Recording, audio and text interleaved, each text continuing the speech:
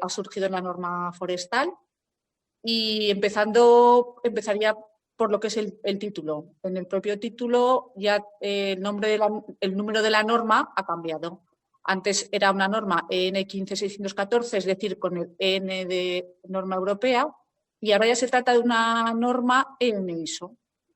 Es decir, que se ha unido el organismo ISO y el organismo CEN, que es el que edita las normas en Europa, y han decidido unir esfuerzos y unificar criterios para sacar una única norma que valga tanto para el ámbito europeo como para el ámbito mundial, a través también de una norma ISO.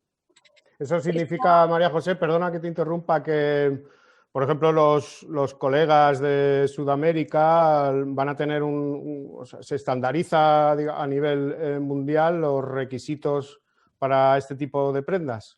Se unifica, en algunos casos la unificación mantiene el mismo número de la norma, pero en este caso se ha mantenido el número de la norma ISO. ¿Vale? Si no, podía haber sido en ISO 15614, pero como según el convenio de Viena entre los organismos de alguna manera normalizadores CEN y ISO, pues si ya estaba ocupada el número en ISO 15614, pues se ha optado por utilizar la numeración que tenía la anterior ISO 15384. ¿Vale? Entonces, era una edición del 2003 y en el 2018 se hizo una nueva edición y, de alguna manera, a través de esa nueva edición se unificó con la norma EN 15614 y de ahí ha nacido la norma EN ISO 15384, ahora en el 2020. Muy bien, ¿y cuáles son los cambios? ¿Cuáles son los cambios así más importantes que tenemos? Los cambios más importantes que podemos observar en esta norma, pues es, aparte de lo que te he dicho del título, pues sobre todo en los aspectos de prestaciones, empezando por las prestaciones térmicas, por decirlo de alguna manera, pues la anterior norma, la 15614, nos obligaba a hacer A1 o A2 o A1 más A2. El término A1 se refiere a lo que es la prestación de propagación limitada de la llama. Es decir, la prenda se podía certificar solamente con la propagación limitada de la llama cumpliendo A1. Ahora, la nueva norma 15384, ISO 15384, pues ya nos obliga a hacer tanto A1 como A2. A1 significa propagación limitada de la llama frente a una llama que se acerca de alguna manera en el plano horizontal, y el A2 es el mismo tipo de ensayo, pero se hace en el borde de la prenda. En el borde de la prenda o en el borde del tejido, normalmente con un dobladillo, y se simula de alguna manera una llama que entrará desde el borde, o sea, desde abajo. Por tanto, es un ensayo un poquito más, por decirlo vulgarmente, un poquito más heavy, que el A2 es un poquito más fuerte que la 1. Es más difícil de pasar, ¿no? Por lo que estás contando. Hay tejidos que cumplen A1, pero no todos los tejidos cumplen A1 y A2. Y sobre todo, es lo que os he dicho, cuando vamos a certificar una prenda, el ensayo A2 se hace en el borde de la prenda. En el caso de, si estamos hablando de un buzo, pues estaríamos hablando se hace sobre los bajos de las perneras y sobre los bajos de las mangas. Son puntos donde hay una posible entrada de llamas. Entonces, ahí sí estamos simulando el contacto con un mechero durante 10 segundos, que simula un contacto accidental con la llama. Y de esa manera vemos la reacción del tejido y la prenda en esa situación. Y ahora sí que es obligatorio hacer ambos ensayos, no solamente el A1, que antes era suficiente, ahora se tiene que hacer el A1 y el A2. Y el A2. En cuanto a lo que es el calor radiante, que es uno de los calores fundamentales que intervienen en los procesos de transmisión de calor durante la extinción de incendios forestales, pues los requisitos térmicos como tal del HTI 24 menos el RHTI 12 siguen manteniéndose con el mismo valor mínimo que existía antes, pero ahora se ha incorporado también el factor de transmisión, que es un parámetro que se analizaba cuando se estudiaba el calor radiante, pues en otras normas como la de calor y llama, que es la que, si no lo conocéis, es la EN ISO 11612, Y en esa norma es el factor de transmisión. En la norma 15614, la norma forestal antigua, la 15614, no te obligaba aunque se medía, no te obligaba a tener un valor mínimo. Ahora, la 15384 nos indica que ese valor de transmisión tiene que ser inferior al 70%. ¿Qué nos está midiendo esto? Pues nos está midiendo, pues básicamente, cuánto de translúcido es el tejido o el conjunto de tejidos que disponemos en la prenda forestal al calor. Es como si estuviéramos hablando de un cristal que fuera totalmente transparente o fuera translúcido. Pues de alguna manera el tejido se está comportando con un apantallamiento de este calor radiante que nos interesa que sea el máximo. Por eso la norma nos indica este valor del menor o igual al 70%. ¿Vale? Ajá. Es decir, que de todos los rayos, digamos, toda la radiación, solo, de alguna manera, como mínimo, el tejido, el conjunto de tejidos, el conjunto de materiales debe ser capaz de filtrar, de alguna manera, el 70%. ¿Vale? Muy bien. Dejar pasar el 70% máxima, de forma máxima.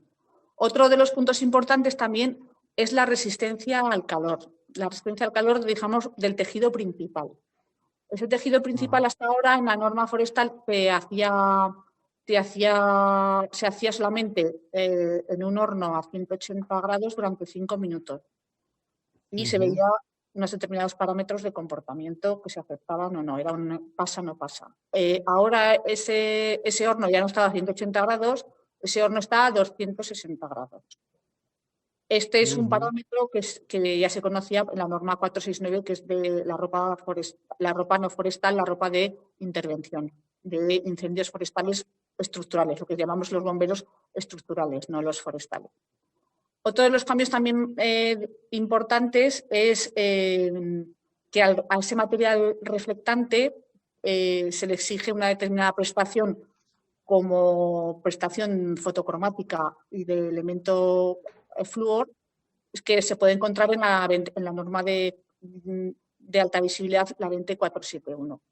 Ahora, esa prestación como material flúor y reflectante se le va a exigir también tras una exposición al fuego, es decir, al calor sobre todo. Se somete el ensayo, se le mete al reflectante a un ensayo durante 180 grados, durante 5 minutos 180 grados, y después de ese ensayo de resistencia al calor, pues debe poder cumplir todos los parámetros fotocromáticos y colorímetros que se le exigen como parte de una prenda de visibilidad. Entonces, de alguna manera estamos exigiéndole más a ese material reflectante que antes no se le exigía en la propia norma.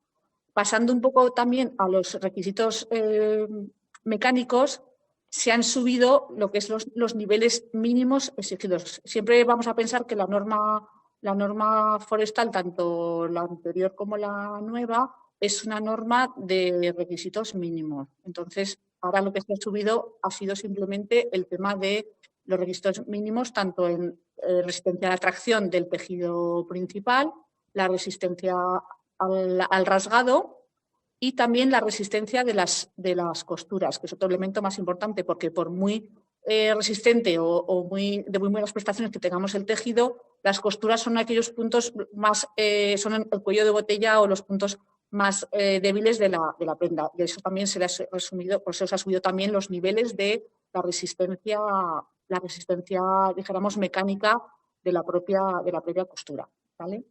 Yo creo que ya en cuanto a sí, los cambios más importantes, y luego la anterior norma no incluía la variación dimensional del punto, y en este, que para los tejidos de cala normales son del 3% de variación dimensional a los 5 ciclos de lavado, y ahora sí que el calor, la resistencia, la variación dimensional que se le puede exigir a un material de punto, pues siempre es por su naturaleza un poquito mayor y lo nombra esta norma que es hasta el 5%.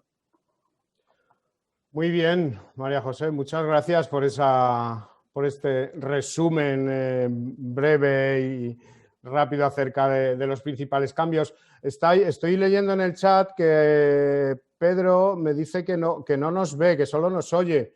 Yo no sé, ¿es general o el resto podéis vernos? ¿Nos veis bien? Si levantáis... Vale, era porque digo, no sé si es un problema nuestro o es un problema solo de Pedro. Vale, entendido. Seguimos. Si os parece, voy a pasar a las cuestiones que nos habéis dejado en la inscripción. Y quiero empezar con la primera pregunta, la primera cuestión que nos hacía el María José es relativas a prendas.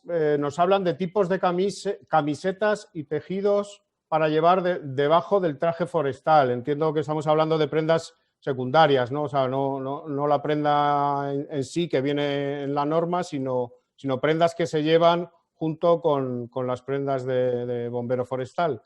¿Qué nos puedes decir? Bueno, en principio lo que es la propia norma, ninguna de las dos normas forestales nos hace ninguna apreciación respecto a esta ropa interior, ¿vale? Es obvio que si es una camiseta que se lleva en contacto directo con la piel y que por tanto se le va a exigir un comportamiento ignífugo, pues por lo menos tendría que cumplir lo que son los requisitos de propagación limitada de la llama, es decir, el A1, que conocemos de las normas de calor y llama, y por tanto también el de resistencia al calor, el que hemos hablado antes del horno a 180 grados durante 5 minutos. Eso como mínimo. Si además la prenda la podemos tener certificada con la norma de calor y llama, a esos dos factores también se le va a añadir el requisito, uno de los calores o convectivo o radiante. Pero en principio con esos dos parámetros ya sería suficiente para poder considerarlo una prenda segura, porque lo que no queremos es que en caso de un accidente la propia prenda que estés llevando agrave las consecuencias de ese accidente. Entonces, queremos que la ropa que se lleve no agrave esas consecuencias. Por tanto, en caso de un rebufo, pues esto podría provocar el blandecimiento de tejidos que no son considerados ignífugos y la posterior fusión directamente sobre la piel del usuario. Estas prendas, la camiseta pues puede ser tanto de manga corta como de manga larga, a gusto del consumidor o en función. También hay que pensar que estamos hablando de que la extinción de incendios forestales se produce en verano prácticamente y que de alguna manera estamos también con temperaturas elevadas. Y en cualquier caso, si no es posible llevar una camiseta entendida como ignífuga, pues sí, siempre es mejor llevar una camiseta que esté confeccionada con una fibra natural, como puede ser el algodón, que cuando se enfrenta a la llama, pues lo que es carboniza, pero no funde.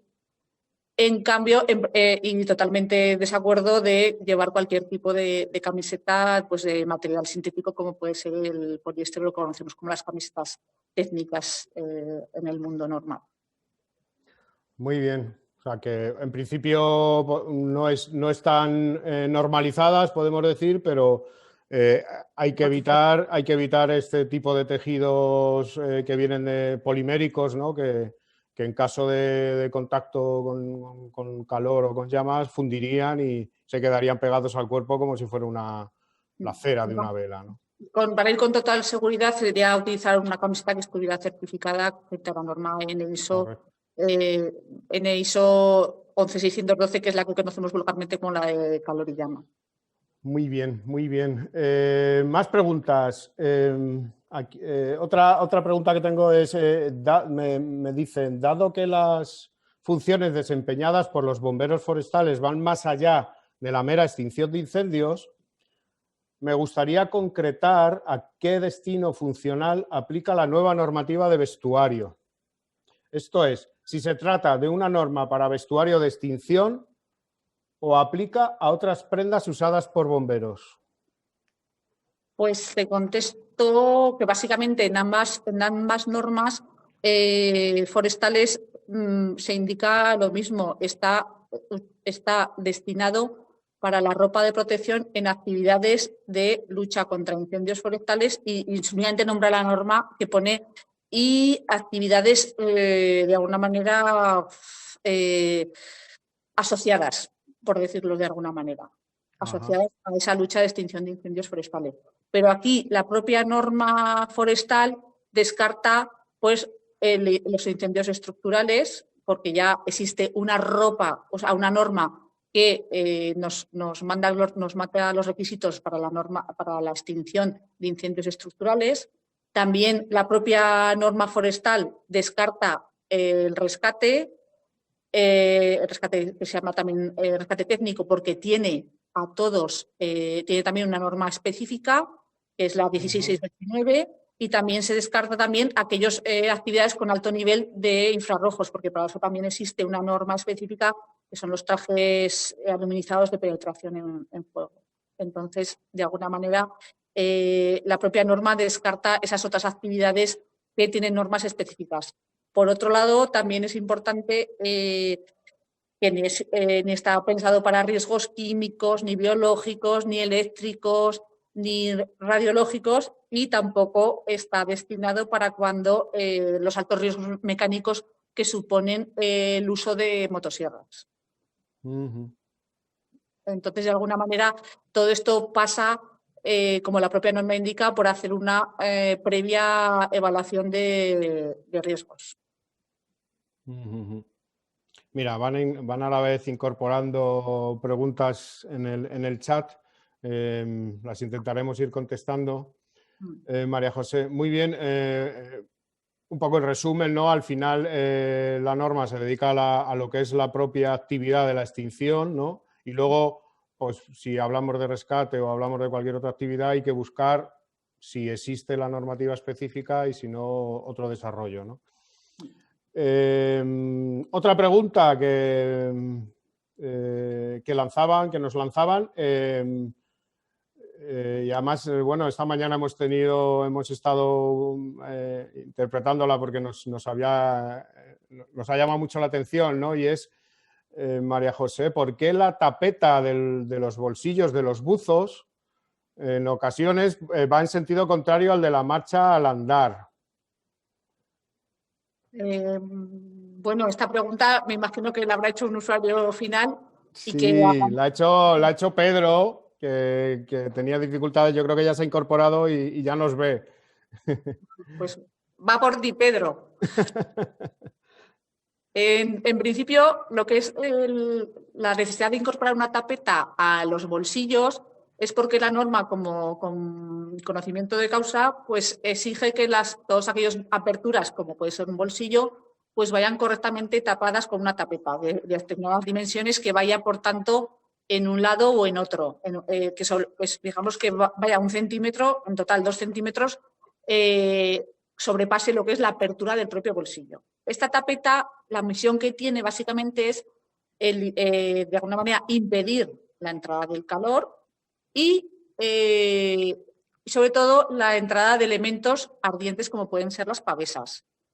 La forma en que se hace una u otra, las dos cumplen normas. No sé si puedes poner una foto. Sí, voy a compartir las dos foticos. Sí, porque, claro, en función si a los diferentes usuarios, les ha llegado solamente una de las... ¿Lo veis? ¿Lo podéis ver? Para que entiendan lo que es el sentido de la marcha y lo que no. Es decir, la tapeta puede estar abierta estamos hablando de un bolsillo que va en el bolsillo, en lo que es la cadera del buzo. Entonces, ese bolsillo puede ir con la abertura hacia atrás o con la abertura hacia adelante. ¿Qué es lo importante? Que en ambos casos vaya sujeta esa tapeta para que cumpla su misión.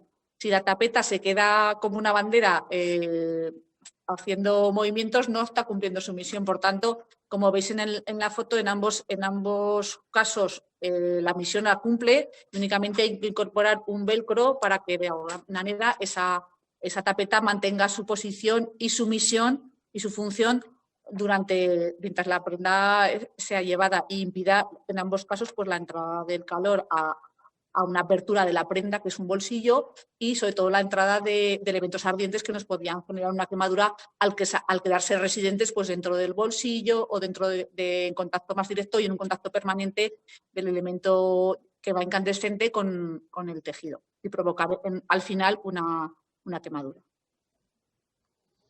Muy bien, María José, muchas gracias.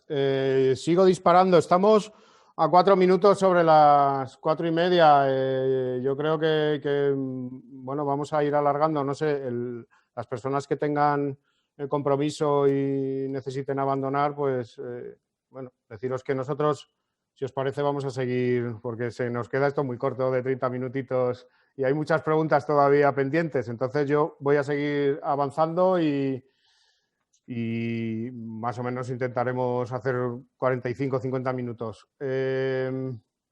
Otra pregunta que nos hacen, María José, es acerca de la nueva norma.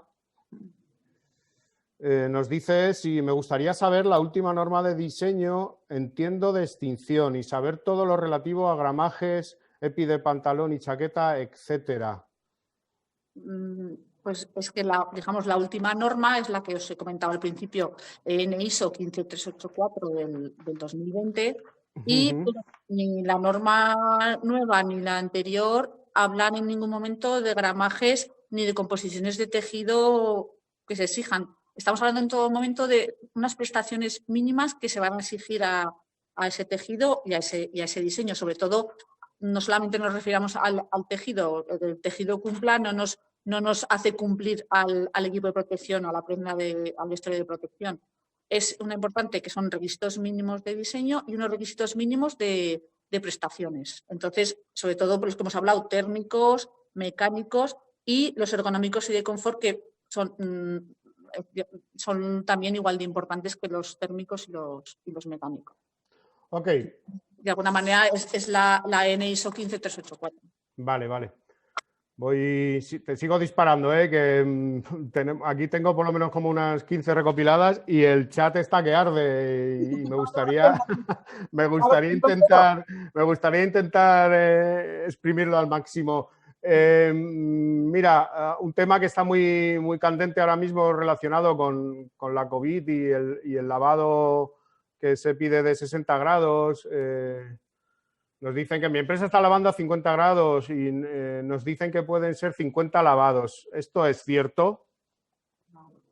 Sí, a ver, lo que hay que seguir, para eso está el folleto informativo. El folleto informativo, la etiqueta de la prenda, la propia norma forestal te obliga a colocar ahí la información para el lavado y el mantenimiento de ese equipo de protección. Entonces, sobre todo hay que seguir las indicaciones del fabricante.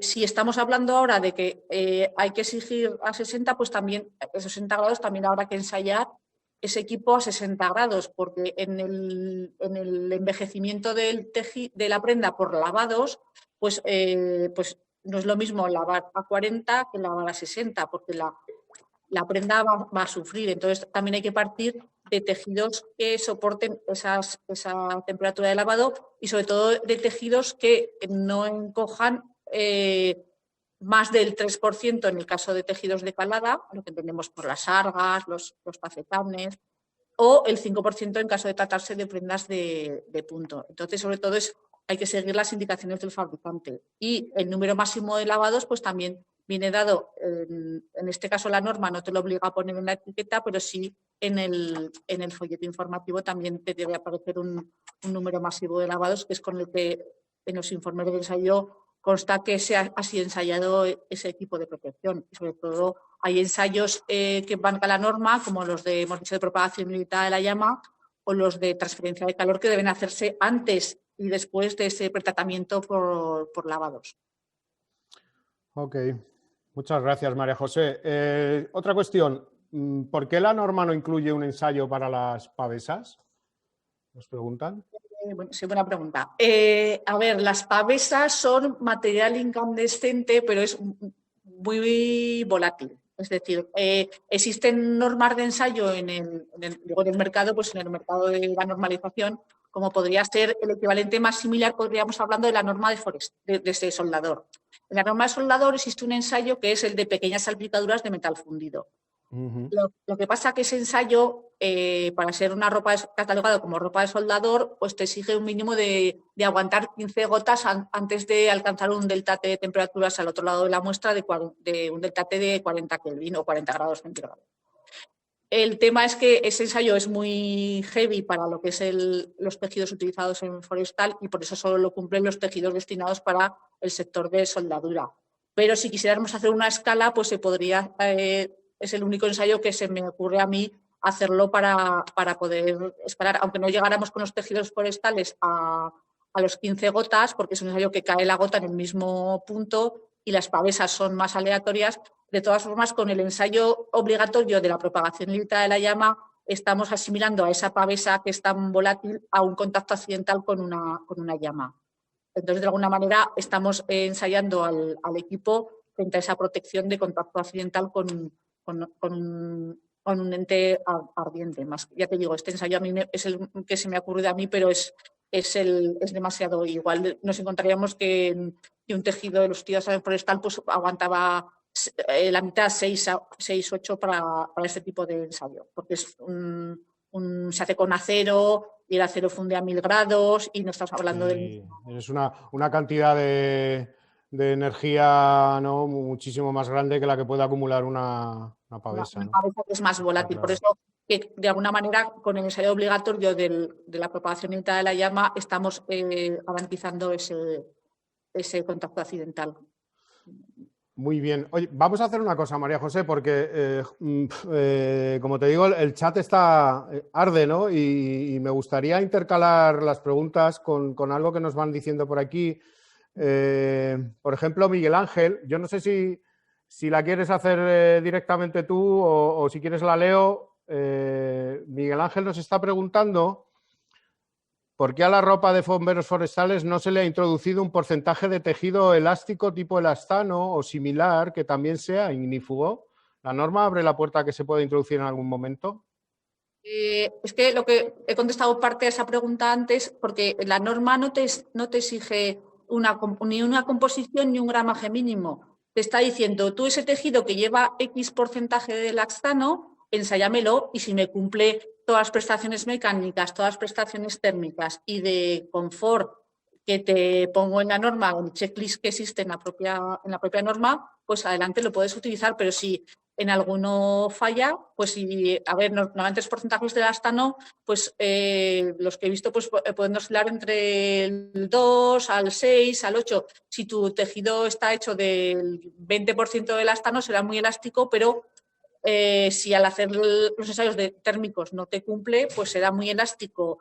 Y eso, pero igual también puede dar problemas desde el punto de vista mecánico.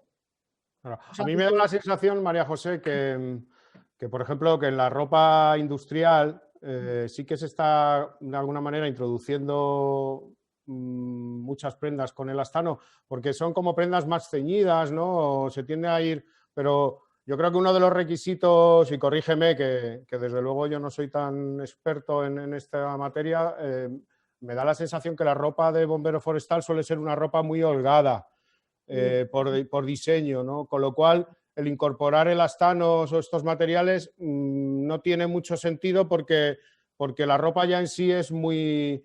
Es holgada, no es una ropa ajustada que llevas a lo mejor como un pantalón así de estos de industria o similar, ¿no? Como está pensada porque el bombero forestal a veces está sometido a cargas metabólicas muy fuertes, es necesario pues eso, garantizar esa ergonomía y ese confort. Entonces, puede ser que con el tema del elastano ganes en ergonomía porque puedas hacer el pino puente o el espagaz con el buzo puesto, pero disminuyas el tema en lo que es el confort térmico, en esa resistencia al vapor de agua, que es el que te hace eliminar el sudor que estás generando por tu cuerpo por la propia carga metabólica que tiene el trabajo de extinción de incendios forestales. No sé si he respondido a la pregunta, pero desde luego la norma no te marca ningún límite. Como máximo podrá tener un tejido el 10%. No entra. Va a hacer los requisitos que se le exigen al tejido, tanto mecánicos como térmicos, como de confort, el que nos va a decir si ese tejido es apto. Podrá ser perfectamente apto para un calor y llama en entornos industriales, pero en este caso, como se le está exigiendo unas prestaciones un poco, por hablarlo, pues se nos quede con algún incumplimiento. Está claro, está claro. Yo creo que en general debéis conocer que ninguna norma, da igual de forestal o de cualquier otro, entra nunca en caracterizar materiales, ¿no? Al final lo que hace pide requisitos mínimos de de prestación, y a partir de ahí se pueden lograr de diferentes maneras, ¿no? De alguna manera eso lo que haría también sería coartar el know-how del fabricante de tejidos, ¿no? No tiene mucho sentido. Vuelvo a las preguntas que teníamos y vamos intercalando, si te parece, María José. La siguiente me dice, además esta es muy buena, ¿eh? Dice, yo he sido usuario de prendas que no son de Oroel. Y no sé si los forros son ignífugos o no. Le he puesto un mechero y arde. ¿Qué nos puedes decir, María José? A ver, la norma, ya te digo, la norma anterior y la nueva norma te obliga a que todos esos componentes que metes y sobre todo un fondo de bolsillo, que como os he dicho antes del tema de la camiseta, va en contacto directo con la piel, pues debería tener las mismas prestaciones o estar fabricado con el mismo tejido exterior. ¿Qué ocurre? Que ahora la norma forestal ya ha especificado eso en el tema en el punto de requisitos de diseño, pero antes podía ocurrir que ese fondo de bolsillo pues, estuviera fabricado con un material que si al menos es ignífugo, pues estás de alguna manera cubriendo esos requisitos mínimos que hemos hablado de la propagación limitada de la llama y de la resistencia al calor que se le exigen a cualquier avío o accesorio que lleve el traje o el buzo forestal. Entonces, Okay. eso significa que ahí no se ha metido el material correcto como fondo de bolsillo. Como fondo de bolsillo. Bien, bien. Mira, voy a introducir otra pregunta del chat para hacerlo. Esta nos bueno, la verdad es que no puedo identificarlo porque parece es CUPRL-04. Nos pregunta, buenas tardes, ¿qué periodo de convivencia tienen las dos normas? Las dos normas desde el punto... A ver, si nos ponemos debajo del paraguas del reglamento, que no hemos nombrado nada del reglamento de EPIs, ninguna de las dos normas está incluida en el listado de normas armonizadas. Entonces, hasta que no salga el listado de normas armonizadas donde nos diga, que es un listado que publica la propia Comisión Europea y donde nos indica hasta tal fecha, siempre marca un estadio, lo que ha hablado el interlocutor, que es, hay un estadio donde conviven las dos y te dice, hasta el 20 de noviembre del año o el 15 de enero del año deja de tener presunción de conformidad con la norma, con el reglamento de EPIs, la norma en cuestión. Y entonces ya te dice, a partir de, mientras sale publicada, pues será ambas dos. Mientras no te diga el listado de normas armonizadas que una está derogada. Que está derogada, no siguen estando las dos en validez. Exacto, desde el punto de vista de EPIs, que estamos, es la legislación que tenemos que cumplir, que es el reglamento de EPIs, pues mientras no se haga publicado la fecha de derogación, pues estamos con las dos, pues se puede hacer aunque ninguna de las dos está incluida, pues se puede hacer la presunción de conformidad con los requisitos esenciales de salud y seguridad del reglamento con ambas. Muy bien. Nos preguntan acerca de la gente que está en apoyo, en las actividades, ¿no? Dice, ¿qué tipo de protección debe llevar? Hombre, pues si se considera una actividad asociada, pues de alguna manera debería llevar la misma ropa la misma ropa forestal. Es decir, si una persona, no sé, si me ocurre, los agentes de protección de la naturaleza a veces no están en la propia lucha de extinción de incendios, pero sí que están, como son conocedores del terreno a nivel local, pues son unos interlocutores o unos apoyos muy importantes para lo que es la lucha de extinción de incendios forestales. Esas personas, pues también habría que dotarlas de un uniforme de la norma forestal, porque de alguna manera están haciendo no labores propias de extinción, pero sí esas labores de apoyo. Entonces, todo lo que consideremos actividad asociada, la propia norma te lo indica, lucha de extinción de incendios y actividades asociadas. Entonces, yo indicaría que deberías llevar como mínimo una ropa que cumpla la norma forestal.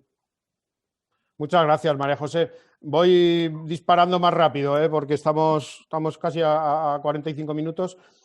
Los pantalones de motoserrista, nos preguntan, ¿deben ser ignífugos?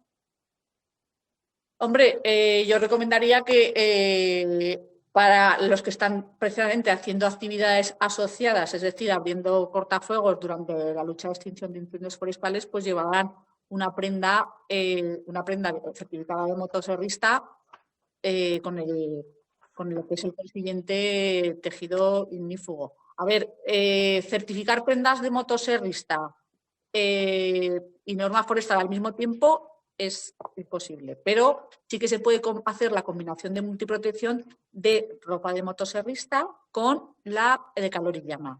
Entonces, incorporando al tejido exterior un tejido ignífugo, pues es posible conseguir digamos, una prenda certificada con calor y llama y motosierra. Pero ya te digo, hacer la certificación de motosierra más ropa forestal no es posible porque, como os he dicho, la ropa forestal tiene un requisito de ergonomía y confort muy exigente, ¿vale? Y entonces los rellenos de motoserrista, como más o menos todo el mundo puede conocer o si lo ha utilizado o los conoce, pues son prendas que llevan unos acolchados multicapa impresionantes que nos harían incumplir ese requisito. Entonces, muy bien. Digo, lo recomendable sería utilizar para esas tareas asociadas de la lucha de extinción esas prendas de motoserrista ignífuga. Ignífuga. Muy bien, María José. Vuelvo al chat. En el chat, Alain nos pregunta, hace dos preguntas. Una referente dice, ¿se especifica en la norma algo referente a la duración del equipo en cuanto a su homologación y seguros? No sé si, Alain, creo que te estoy viendo, no sé si quieres especificar algo más o... Porque no me queda a mí muy claro esto de los seguros. No sé si a María José lo tiene más claro. ¿Alain? Bueno, en cuanto a la protección que ofrecen los equipos de vestuario, Sí. el problema está muchas veces que si se utiliza prolongadamente debería de llevar una especie de guía donde se siga las veces que se ha utilizado, cuántas veces y hasta qué punto se ha exigido el material en el uso que se haya hecho, pues si eso caduca, no caduca, si a la hora de los seguros muchas veces pone muchas pegas, porque a lo mejor no se ha seguido esa guía. Entonces, digo que si la norma exige esa guía o no la exige. Es un poco como el proceso que se utiliza en los materiales de escalada o cuerdas, etcétera, etcétera, ¿no? Correcto. Yo, si quieres, María José, a ver, el reglamento, tanto la directiva de equipos de protección individual antigua como ahora el nuevo reglamento, siempre especifica que el mantenimiento, las revisiones, todo lo referente al equipo de protección individual debe haber sido reflejado en el folleto informativo por parte del fabricante, ¿no? Tanto número de lavados en el caso de las prendas, como recomendar esa inspección previa antes del uso del equipo. Es verdad, Alen, como dices, que en los equipos de protección contra caídas de altura se ha desarrollado unas revisiones que se tienen que hacer anuales, específicas para controlar los equipos. Esa especificidad no existe en el vestuario de protección, ni categoría 2 ni categoría 3, y hay que ir a lo que dice el fabricante en el folleto informativo. O sea, el folleto informativo es esa guía que debes seguir para el buen uso, ¿no? Y si el fabricante dice que se puede lavar 50 ciclos a 60 grados, que estábamos diciendo antes, pues esa es la manera que tienes que mantener la prenda o mantenerla alejada de, yo qué sé, de hidrocarburos, no sé. O sea, que ahí es donde te va la guía que tienes que utilizar y la que te asegura frente a esos seguros que bien dices es el folleto informativo. No existe un documento o algo similar como hacen los fabricantes de, yo que sé, Petzl o cualquiera de estos en equipos de protección contra caídas de altura. ¿De acuerdo? Vale. María José, venga, ¿qué protección mecánica existe frente a los pinchazos de matorral? Que nos quedan unos minutitos y vamos acabando. Bueno, pues allí lo que se está haciendo ahora como solución es incorporar a la prenda un forro ignífugo, importante, igual que estamos hablando antes del forro del fondo de bolsillo ignífugo, pues se incorpora a la prenda, sobre todo en la zona delantera, que es la que se hace normalmente el avance dentro del matorral o dentro de lo que es en la lucha de extinción de incendios forestales, con el matorral que te encuentras, suele ser la zona de lo que es las perneras, porque luego a partir del tobillo ya estás protegido por la propia bota. Entonces, lo mejor como solución técnica es forrar esos delanteros con un tejido que puede ser desde el mismo tejido exterior, pero normalmente se opta por tejidos de sarga, pues más o menos con un gramaje similar al tejido exterior, y lo importante es que sean o ignífugos o ignifugados, y para de alguna manera poder seguir cumpliendo todos los requisitos que nos exige la norma forestal. Ajá. Bien. A ver, aquí espérate. ¿Hay prendas forestales de invierno? A ver, pues igual que he dicho con lo de motoserrista, no hay lo que es prenda forestal. Ahora, aunque la norma forestal básicamente está centrada en la extinción de incendios en época de verano y con altas temperaturas, como ocurre en España y alrededores, pues el tema es que en invierno, pues cada vez más hay también retenes de incendios forestales, y no tiene por qué no haber incendios en invierno. ¿Qué ocurre? Que cuando nosotros dotamos a una prenda de un forro y un relleno térmico para los duros inviernos que también en España, que pasamos del frío al calor en un pispás, pues ocurre que ya dejamos de cumplir esos requisitos. Aumentamos los requisitos de protección térmica, pero ¿qué pasa? Que también aumentamos la resistencia al calor y la resistencia térmica de esa prenda. Por tanto, dejamos de cumplir los requisitos de diseño y ergonomía y confort que nos marca la norma forestal, y solo podemos tener prendas acolchadas pues, que cumplan la de calor y llama, es la 11612, pues más la de ambientes fríos, más la de lluvia, pero de alguna manera sí que podemos fabricar ese tipo de prendas de invierno, pero no podrán cumplir la norma forestal, y la más cercana pues es la 11612, que es la de calor y llama. Muy bien, María José, pues yo por mi parte voy a ir terminando. Tengo aquí una última pregunta. Nos dicen si existen trajes de escape al fuego. Vale.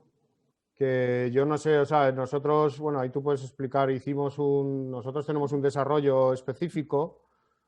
Creo que pues igual en el 2011-2012 sí que se nos planteó hacer una prueba de campo con un tejido aluminizado, o sea, con un buzo que se llama de escape pues, aluminizado, y sí que hicimos también ese buzo de escape aluminizado con el buzo forestal debajo. Hicimos unas pruebas de someterlo al termomán, que es un ensayo al que se le somete a los trajes de bombero estructural, y es durante 8 segundos meterle con un aro, como si fuera un aro de paella, pero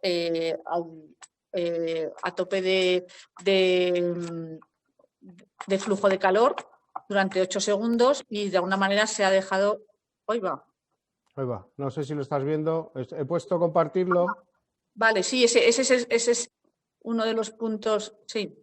Entonces hicimos una prueba de campo, de alguna manera, donde se metió, en vez de utilizar una persona, utilizamos un maniquí, lo pusimos ahí en medio de un incendio. El problema viene dado de que la propia norma te dice, oiga, nosotros hacemos las prestaciones que debe tener el traje forestal, pero usted, para utilizar en la lucha de extinción de incendios forestales, necesita tener otros avíos, es decir, otros complementos ignífugos, como pueden ser cascos, guantes, cubrenucas. Entonces, ¿qué ocurría? Que con la protección ocular se caía en el minuto 1. Entonces, igual que el tema de los guantes y el tema del calzado está mejor conseguido desde el punto de vista de resistencia térmica, pues nos encontrábamos con que la visión, que es igual de importante para hacer un escape al fuego, pues nos encontrábamos que nos quedábamos ciegos en el minuto 1. Entonces, de alguna manera, ese estudio se quedó ahí paralizado desde el punto de vista térmico.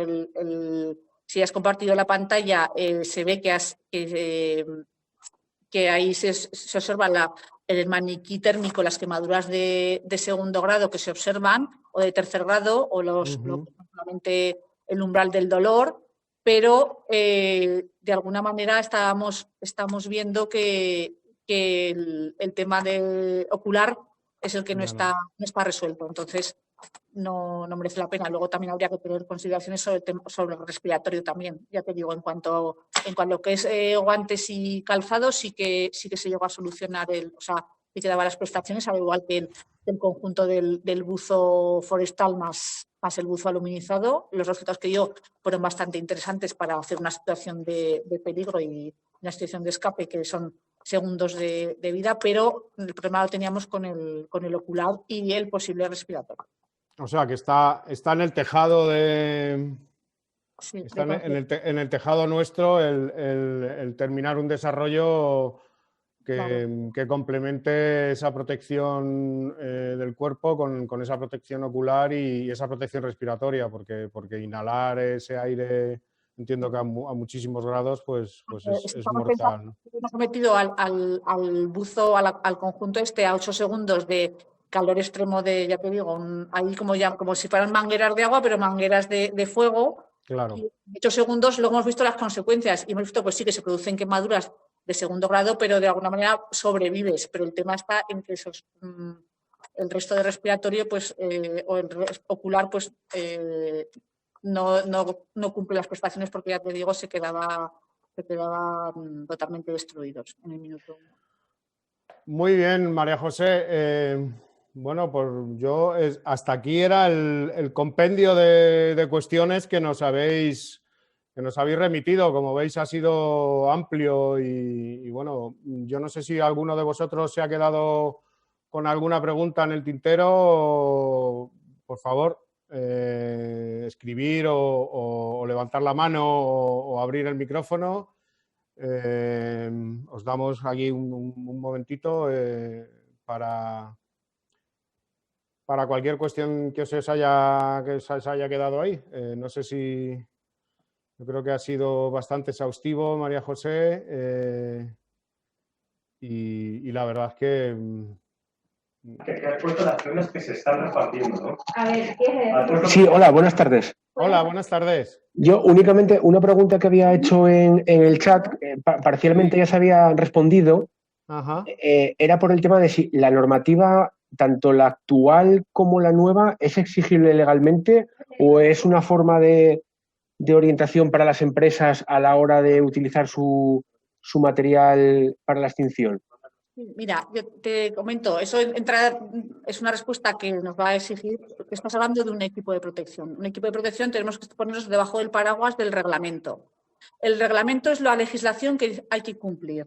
Las normas no son de obligado cumplimiento. Las normas nos ayudan a cumplir los requisitos esenciales de salud y seguridad que marca el reglamento. Entonces, las normas son lo que nos ayuda. Entonces, cumpliendo la norma armonizada, con lo que se dice la norma con el apellido armonizada, significa que no tiene ningún punto el cumplimiento de la norma en contradicción contra los requisitos o los requisitos de salud y seguridad que marca el reglamento. Lo que estamos obligados a cumplir es la legislación, y las legislaciones antes la directiva y ahora es el reglamento. Bueno, sí, pero hay una cosa, porque esto es la teoría, que María José la clava y es perfecta, ¿no? Pero al final los fabricantes tenemos que ir a laboratorios a certificar los equipos, y los equipos los certificamos, en teoría, de acuerdo a los requisitos esenciales de salud y de seguridad, como bien dice María José, pero la única manera que tenemos los confeccionistas o los fabricantes de EPIs en general de cumplir con esos requisitos es a través de normas armonizadas. O sea, que es muy difícil. A lo mejor hace 25 años, con el comienzo de la certificación de EPIs, que todavía había muchos equipos sin norma, se podía dar el caso, pero hoy en día o te atienes a una norma o a ver qué organismo notificado te dice que ese EPI cumple con todos los requisitos, ¿no? O sea que que es verdad que la teoría y el reglamento dice eso, pero la realidad es que o certificas el EPI de acuerdo a una norma armonizada o mal vamos, ¿vale? No sé si por aclararlo, ¿no? Porque es verdad que una cosa complementa a la otra. ¿Alguna cuestión? Vale, gracias. De nada. ¿Alguna cuestión más por algún participante? Pues, si os parece, bueno, si como os he dicho al principio, nos podéis mandar un email, estamos a vuestra entera disposición. Daros las gracias a todos porque, bueno, hemos tenido, en momentos ha habido hasta 65 personas en el taller, ha sido una maravilla estar con todos vosotros.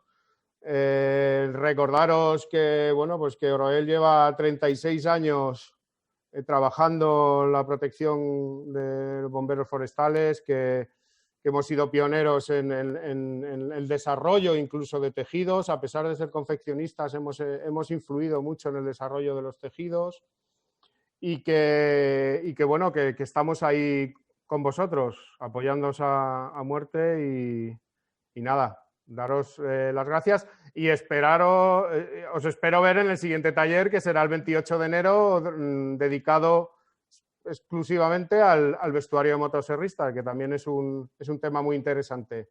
Muchísimas gracias a todos y nos vemos pronto. Vale, hasta la próxima. Adiós a todos.